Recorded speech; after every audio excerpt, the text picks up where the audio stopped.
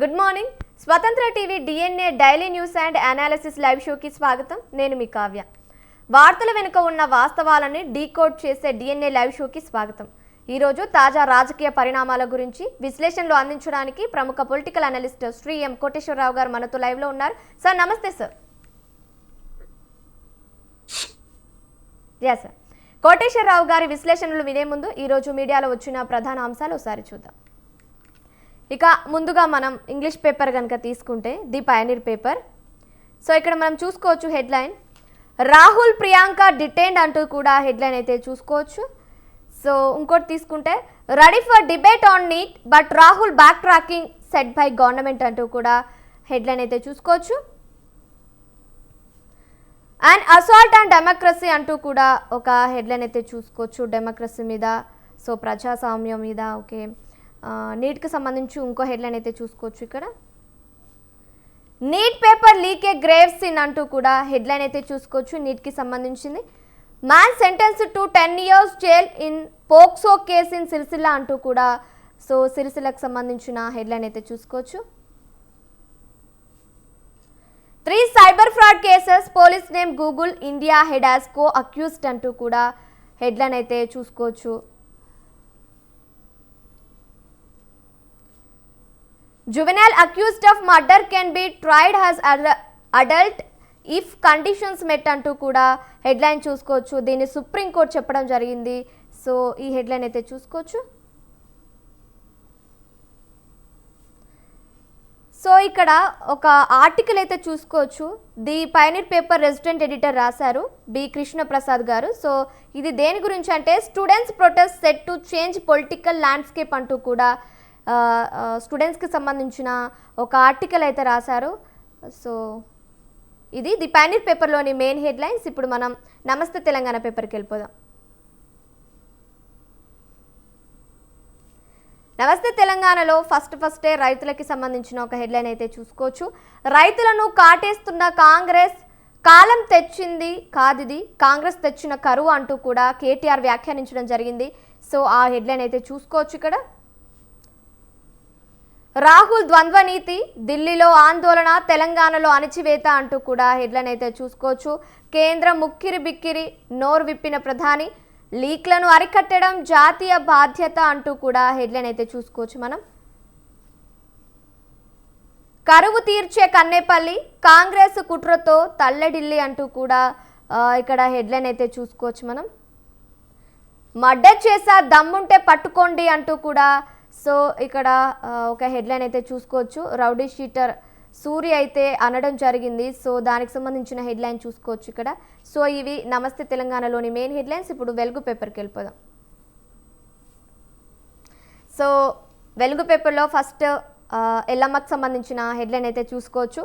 కమనీయం ఎల్లమ్మ కళ్యాణం అంటూ కూడా చాలా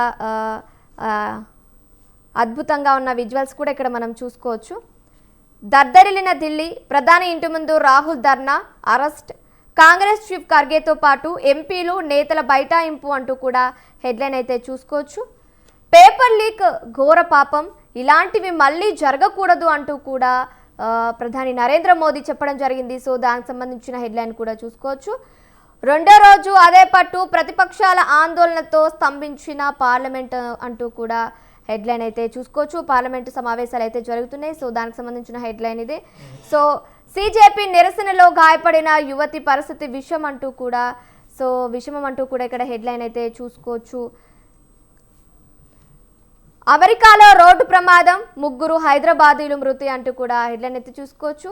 2 తీవ్ర గాయాలు, మృతులందరిది ఒకే ఫ్యామిలీ అంటూ కూడా హెడ్లైన్ అయితే చూసుకోవచ్చు. ఇది చాలా బాధాకరమైన హెడ్లైన్ అయితే అని చెప్పుకోవచ్చు మనం. ఆపరేషన్ తెలంగాణ రంగంలోకి బీజేపీ ఎలక్షన్ ఏజెన్సీలు అంటూ కూడా హెడ్లైన్ అయితే ఇంకో హెడ్లైన్ అయితే చూసుకోవచ్చు. సో ఇప్పుడు రెయిన్కి సంబంధించిన హెడ్లైన్ ఇక్కడ చూసుకుంటే ఉత్తర తెలంగాణ జిల్లాలో భారీ వర్షాలు మరో 4 రోజులు కొనసాగే ఛాన్స్ ఉందంటూ కూడా వాతావరణ శాఖ వెల్లడించడం జరిగింది. సో దానికి సంబంధించిన హెడ్లైన్ అయితే ఇక్కడ మనం చూసుకోవచ్చు. సో యుఎస్ స్టూడెంట్ వీసా ఇక 4 ఏళ్లే అంటూ కూడా, సో ఇంటర్నేషనల్కి సంబంధించింది, అది కూడా వీసాకు సంబంధించిన హెడ్లైన్ అయితే చూసుకోవచ్చు మనం. సో తక్కువ నీటితో పండే పంటలను ఎంచుకోవాలి అంటూ కూడా డిప్యూటీ సీఎం భట్టి విక్రమార్క ఆరోపించడం జరిగింది. సో దానికి సంబంధించిన హెడ్లైన్ కూడా ఇక్కడ చూసుకోవచ్చు. సో ఇవి వెలుగు పేపర్లోని మెయిన్ హెడ్లైన్స్. ఇప్పుడు దిశ పేపర్కి వెళ్ళిపోదాం. సో దిశలో కూడా కామన్గా చూసుకుంటే మనం ఇక్కడ మోడీ నివాసం వద్ద హై టెన్షన్ అంటూ కూడా సో హెడ్లైన్ అయితే చూసుకోవచ్చు. బెదరని కాక్రోజ్ జంతర్ మంతర్ వద్దకు తరలిన యువత అంటూ కూడా సో ఒక హెడ్లైన్ అయితే చూసుకోవచ్చు.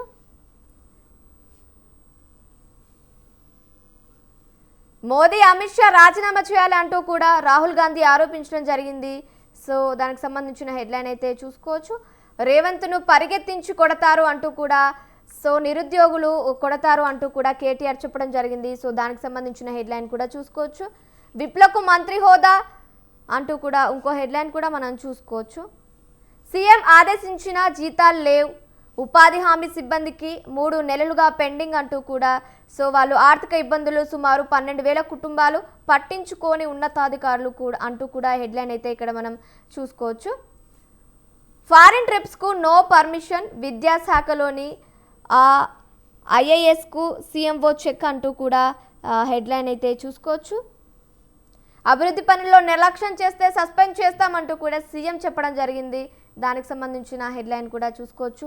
సో సిక్కింలో టన్నెల్ ప్రమాదం, మరో 5గురికి గాయాలు, సో అక్కడ 20 మంది దుర్మరణం అంటూ కూడా హెడ్లైన్ అయితే చూసుకోవచ్చు.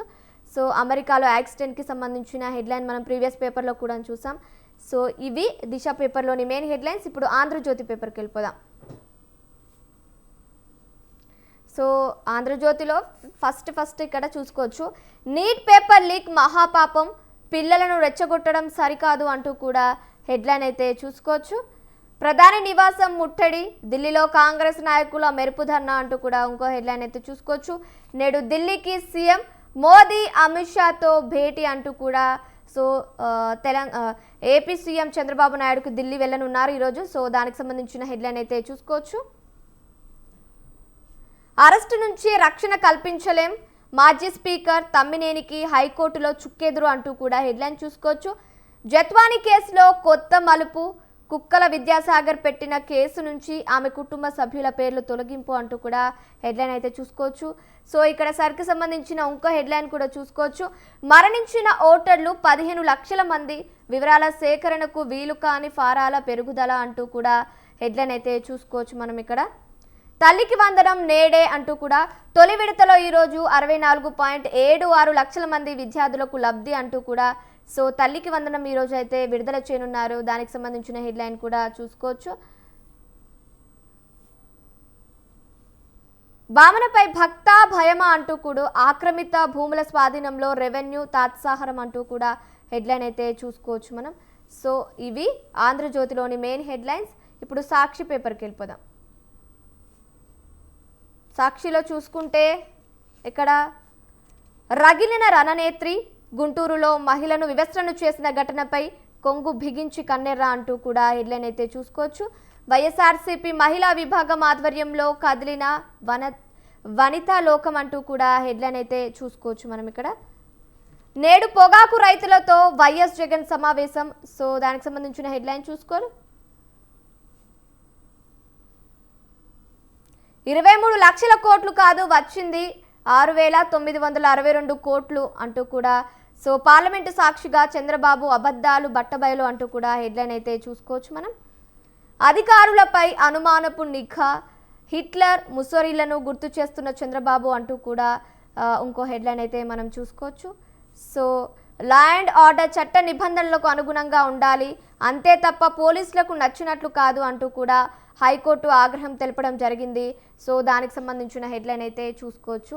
సో ఇవి వివిధ పేపర్లోని ప్రధాన అంశాలు. ఇక ముందుగా ఒక ప్రధాన అంశం మనం చూసుకుంటే వార్తల్లో వచ్చిందని, ఇందిరమ్మ ఇళ్లపై ముదురుతున్న రాజకీయ దుమారం. తెలంగాణలో క్యూర్ పరిధిలో కాంగ్రెస్ ప్రభుత్వం తెచ్చిన 11 లక్షల ఇందిరమ్మ ఇళ్ల విధి విధానాలపై ప్రతిపక్షాల తీవ్ర ఆగ్రహం. గత ప్రభుత్వం 2BHK లాగా 100% ఉచితం కాకుండా లబ్ధిదారులపై 6 లక్షల భారం వేయడంపై మండిపడుతున్న బీఆర్ఎస్, బీజేపీ, దీని వెనుక ఉన్న జీహెచ్ఎంసీ ఎన్నికల వ్యూహాలపై ప్రత్యేక విశ్లేషణ అంటూ కూడా మనం వార్తల్లో ఒక అంశాన్ని అయితే చూసుకోవచ్చు. అయితే కోటేశ్వరరావు గారు, హలో రైట్, ముందుగా సార్ ఎన్నికల మేనిఫెస్టోలో ఇందిరమ్మ ఇళ్లను ఉచితంగా ఇస్తామని ప్రకటించిన కాంగ్రెస్ ఇప్పుడైతే పట్టణ పేదల నుంచి 6 లక్షలు వసూలు చేయాలని నిర్ణయించడం వారి విశ్వసనీయతను దెబ్బతీస్తుందంటారా? ఇందిరమ్మ ఇళ్ల పథకం వేరు, దాన్నేమి రాష్ట్ర ప్రభుత్వం రద్దు చేయలేదు, కొనసాగిస్తా ఉంది. ఇప్పుడు హైదరాబాద్ నగరంలో ఎల్ఐజి అంటే అల్పాదాయ వర్గాలకు సంబంధించినటువంటి గృహ పథకం ఇది. గతంలో కూడా ఇలాంటి పథకాలని గత ప్రభుత్వాలు కూడా అమలు జరిపాయి. అయితే ఈ పథకంలో ఏమిటంటే లబ్ధిదారులు చెల్లించాల్సినటువంటి మొత్తాలని నిర్దేశించారు. అదేవిధంగా వాళ్ళు ఎలా లబ్ధిదారులకు సంబంధించినటువంటి అర్హతలను కూడా వాళ్ళు స్పష్టం చేశారు. అందుకని ఆ మొత్తాలను చెల్లించడానికి ముందుకు వచ్చేటువంటి వాళ్ళకి ముందుగానే ఇళ్ల నిర్మాణాలకు సంబంధించి అంటే ప్లాట్ల నిర్మాణాలకు సంబంధించి కేటాయింపులు చేసి ఆ కేటాయింపులు చేసిన తర్వాత మాత్రమే వాళ్ళ దగ్గర నుంచి డబ్బులు వసూలు లేదా నిర్మాణం అనేటువంటిది ఈ పథకంలో ముఖ్యమైనటువంటి అంశాలు. అందువలన దీన్నేమి విమర్శించాల్సినటువంటి అవసరం లేదు, లేదా తప్పు పట్టాల్సినటువంటి అవసరం కూడా లేదనేది నా అభిప్రాయం.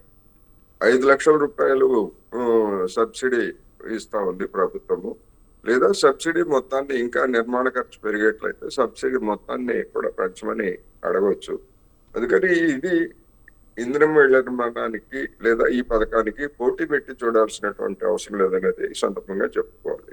అయితే బీఆర్ఎస్ పెద్దలు చెప్తున్నటువంటి దాని ప్రకారం మరి నిజంగా వాళ్ళు డబుల్ బెడ్రూమ్ దాని గురించి ఎన్నో కబుర్లు చెప్పారు, ఎన్నో కళ్ళను చూపించారు. మరి 9.5 సంవత్సరాల పాటు అధికారంలో ఉన్నటువంటి వాళ్ళు మరి దాన్ని ఏ మేరకు అమలు చెప్పారు అనేటువంటిది కూడా వాళ్ళు కూడా ఆత్మ పరిశీలన చేసుకోవాల్సినటువంటి అవసరం ఉంది. కానీ ఒక ప్రతిపక్షంగా బీఆర్ఎస్ కావచ్చు లేదా బీజేపీ కావచ్చు విమర్శించడానికి వాళ్ళ పూర్తి హక్కులోనే వాళ్ళనే మనమే కాదను. కానీ కేంద్ర ప్రభుత్వం వాటాతో ఇప్పుడు ఈ ఇళ్ల నిర్మాణం అనేటువంటిది కేంద్ర ప్రభుత్వ వాటాతో కూడా ఉంటది. మరి కేంద్ర ప్రభుత్వం ఇచ్చేటువంటి అమౌంట్లు ఇవాళ ఉన్నటువంటి నిర్మాణ ఖర్చులతో పోల్చుకుంటే ఎంత అనేటువంటిది కూడా పెద్ద సమస్య. అందుకని ఇది ఒక పథకం. ఈ పథకాన్ని అంగీకరించినటువంటి వాళ్ళు లేదా తమకు లబ్ధి చేకూరుతుందనుకున్నటువంటి వాళ్ళు దరఖాస్తు చేసుకుంటారు. దీనికి ఇందిరమ్మ ఇళ్ళకి పోటీ పెట్టాల్సినటువంటి అవసరం లేదు. ఈ పథకంలో కాకుండా ఇందిరమ్మ ఇళ్ళు లేదా ఇతర ఆ పథకానికి ఎవరైతే అర్హులు గారో వాళ్ళకు కూడా ఇవ్వచ్చు. ఎందుకంటే దీని ప్రకారం కొన్ని 7,000 దాదాపు 7,000 ఇళ్ళే ప్రభుత్వం ప్రకటించింది. హైదరాబాద్ నగరంలో ఇళ్లు కావాల్సినటువంటి వాళ్ళు 7,000 కాదు కదా, ఇంకా లక్షల మంది పేదలు ఉన్నారు. మరి వాళ్ళందరికీ ఏ విధమైనటువంటి పథకాన్ని అమలు జరుపుతారు ఏమిటి అనేటువంటిది కూడా ప్రభుత్వం వైపు నుంచి కూడా ఒక స్పష్టత రావాల్సినటువంటి అవసరం అయితే ఉన్నది. ఇందిరమ్మ ఇళ్లతో పాటు ఇది ఒక ప్రత్యేకమైనటువంటి పథకమా, లేకపోతే పట్టణాలలో ఏ విధమైనటువంటి ఉచిత ఇళ్ల నిర్మాణం చేస్తారు ఏమిటి అనేటువంటిది కూడా ఒక స్పష్టత ప్రభుత్వం నుంచి వస్తే ఈ గందరగోళానికి తావుండదు అనేది మాత్రం నేను ఈ సందర్భంగా చెప్పదలుచుకున్నాను.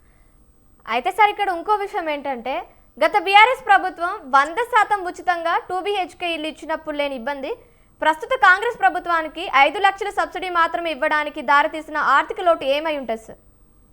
ఆర్థిక లోటు అంటే మంత్రి చెప్తున్నారు కదా, ఇవాళ ఉన్నటువంటి ఆర్థిక పరిస్థితులను దృష్టిలో పెట్టుకొని మేము ఈ పథకాన్ని రూపొందించామని ఆయన స్పష్టంగా చెప్తున్నారు. మరి గతంలో ఉన్నటువంటి ప్రభుత్వం ఉచితంగా ఇవ్వాలన్నా కానీ అది ప్రభుత్వం భరిస్తుంది. ఇప్పుడు ఇళ్ల నిర్మాణం అనేటువంటిది ఉచితంగా జరిగేది కాదు కదా. అవసరమైన మెటీరియల్ లేదా స్థలాలు వీటన్నిటికి సంబంధించినటువంటి ఖర్చు ఉంటది. ఆ ఖర్చు ప్రభుత్వం భరించి లబ్ధిదారులకు ఉచితంగా ఇస్తామని బీఆర్ఎస్ పార్టీ చెప్పింది. ఆ విధంగా చెప్పినటువంటి దాన్ని నెరవేర్చడంలో ఆ పార్టీ విఫలమైంది. హైదరాబాద్ నగరంలో కావచ్చు లేదా ఇతర ప్రాంతాల్లో కావచ్చు. అందుకు అది తగినటువంటి రాజకీయ మూల్యాన్ని చెల్లించింది. ఇప్పుడు ఈ పథకాన్ని ప్రవేశపెట్టినటువంటి ఈ ప్రభుత్వం నేను ముందే చెప్పినట్టుగా ఆ 5 లక్షలు కూడా చెల్లించలేనటువంటి వాళ్ళు పేదలు ఎవరైనా ఉండేట్లయితే వాళ్ళకి గృహ నిర్మాణం లేదా గృహ వసతి ఎలా కల్పిస్తారు అనేటువంటిది కూడా ప్రభుత్వం ఒక స్పష్టమైనటువంటి వైఖరిని విధానాన్ని ప్రకటించాలి. లేకపోయేట్లయితే ఇక ఉచిత ఇళ్ల నిర్మాణానికి లేదా ఉచిత గృహ వసతికి ఈ ప్రభుత్వం మంగళం పాడినట్లే అని పేదలందరూ కూడా భావించేటువంటి అవకాశం కూడా ఉంది. అందుకని ఒక స్పష్టమైనటువంటి ప్రకటన ఈ పథకం మీద వచ్చినటువంటి విమర్శల నేపథ్యంలో ఒక వివరణ, ఒక ప్రకటన చేయాల్సినటువంటి అవసరం అయితే ఉంది. అయితే సార్, గతంలో డబుల్ బెడ్రూమ్ ఇళ్ల పంపిణీలో రాజకీయ జోక్యం ఉందనే ఆరోపణలు అయితే వచ్చాయి. అయితే ఇప్పుడు లబ్ధిదారులు 6 లక్షలు కట్టాల్సి రావడం వల్ల నిజమైన పేదలకు అన్యాయం జరిగి మధ్యతరగతి లేదా రాజకీయ అనుచరులకే ఇవి దక్కే ప్రమాదం ఉందంటారా? ఇందులో ఇప్పుడు ప్రకటించినటువంటి ఎల్ఐజి లో ఇన్కమ్ అంటే అల్పాదాయ వర్గాలకు సంబంధించి దరఖాస్తులను పిలుస్తున్నారు.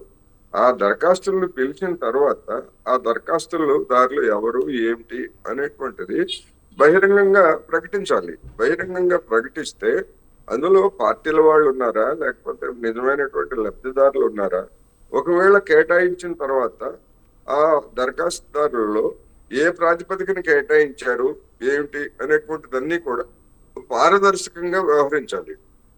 పారదర్శకంగా వ్యవహరించినప్పుడు ఇలాంటి ఆరోపణలన్నీ కూడా వస్తాయి, వాటన్నిటి కూడా తెరబడుతుంది. గతంలో హైదరాబాద్ నగరంలో లేదా పరిసర ప్రాంతాల్లో కొన్ని వేల ఇళ్లను బీఆర్ఎస్ ప్రభుత్వం నిర్మించిన మాట వాస్తవం. ఆ నిర్మించినటువంటి వాటిలో కొన్ని కేటాయింపులకు సంబంధించి కొన్ని ఆరోపణలు కూడా వచ్చాయి. ఈ ఆరోపణల నేపథ్యంలో అది మరింతగా కంపవుతుందనేటువంటి ఉద్దేశంతో కావచ్చు, లేదా మరొక కారణంతో కావచ్చు, అనేక ఇళ్లను కేటాయించకుండా వదిలేసింది ప్రభుత్వం. ఇప్పటికీ అనేక ఇళ్లు నిర్మాణం పూర్తయినటువంటి ఇళ్లు అనేక కేటాయింపులు ఇంకా పూర్తిగా జరగలేదు.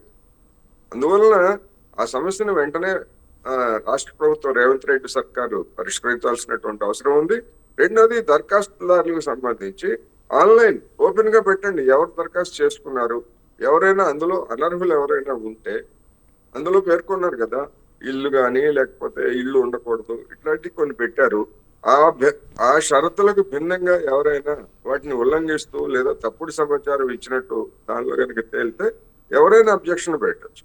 అందుకనే ఇప్పుడు తీసుకున్నటువంటి దరఖాస్తులన్నింటినీ కూడా ఆన్లైన్ లో అందరికీ అందుబాటులో ఉంచాలి. ఇదేమి దేశ రక్షణకు సంబంధించినటువంటి సమస్య ఏం కాదు కదా. పారదర్శకత, అదేవిధంగా తర్వాత ఆ దరఖాస్తులను ఖరారు చేసి ఆ జాబితాను కూడా ప్రకటించాలి. సంఖ్యకు మించి ఉన్నప్పుడు లాటరీ పద్ధతి లేకపోతే పారదర్శకంగా ఎట్లా వాళ్ళకి కేటాయించారు అనేటువంటిది కూడా జనానికి తెలియజేయాల్సినటువంటి అవసరం ఉంది. అప్పుడే అనుమానాలకు తెరబడుతుంది. రైట్, ఇక మనం సెకండ్ ఇంపార్టెంట్ న్యూస్ చూసుకుంటే ఇక్కడ పార్లమెంట్లో నీట్ సెగ, ప్రధాని నివాసం ముట్టడి వెనుక అసలు కథ అంటూ కూడా పేపర్లో మనం హెడ్లైన్ అయితే చూసాం. అయితే నీట్ పేపర్ లీక్ వ్యవహారంలో Congress party sudden political attack, CJP నిరసనలతో యువతలో వస్తున్న మైలేజీని అడ్డుకోవడానికే కాంగ్రెస్ ఈ సీక్రెట్ ఆపరేషన్ చేసిందా?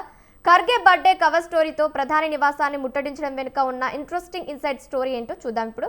అయితే సార్, ఇక్కడ నీట్ లీకేజీలపై అంతవరకు సీజేపీ విద్యార్థుల తరపున గట్టిగా ఆందోళన చేస్తుంటే నోరు మెదపని కాంగ్రెస్ ఇప్పుడు పార్లమెంట్ సమావేశాలు మొదలవగానే ప్రధాని నివాసం ముట్టడికి దిగడం వెనుక యువతలో సీజేపీకి వస్తున్న మైలేజీని అడ్డుకోవాలనే వ్యూహం ఉందంటారా?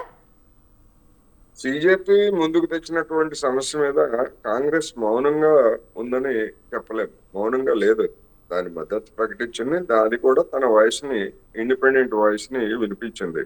ఒక కాంగ్రెసే కాదు, మిగిలినటువంటి సిపిఎం, సిపిఐ, ఇతర వామపక్షాలు, ఇతర పార్టీలు కూడా, ఎన్డీఏకి మద్దతు ఇచ్చేటువంటి పార్టీలు మినహా మిగిలినటువంటి ప్రతిపక్ష పార్టీలన్నీ కూడా ఈ సమస్య మీద గళమెత్తాయి. అదేవిధంగా వాంచుక్ చేస్తున్నటువంటి నిరాహార దీక్షకు లేదా సీజేపీ చేస్తున్నటువంటి దానికి బహిరంగంగానే మద్దతు ప్రకటించాయనేది మనం గమనించాలి. అయితే నాటకీయ పరిణామాల్లో, అంటే ఏ పార్టీకి ఆ పార్టీ స్వతంత్రంగా తన కార్యాచరణ లేకపోతే తన రాజకీయ ఎత్తుగడలు అనేటువంటి ప్రతి పార్టీకి ఉంటాయి.